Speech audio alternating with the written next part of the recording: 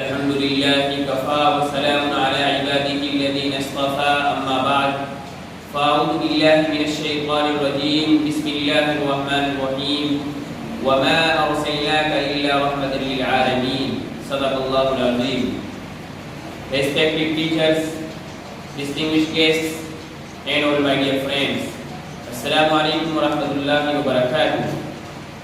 Today I want to talk on the topic of the Prophet Muhammad sallallahu alaihi wasallam.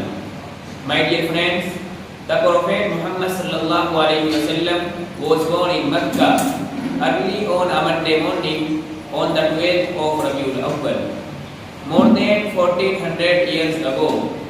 It was in the year 571 of the Christian era. My dear friends, that year was called Aam al-Fil, or the year of the elephant. At that time, Abraha, the governor of Yemen, had come to Mecca to pull down the Kaaba. He had come together with his troops on elephants.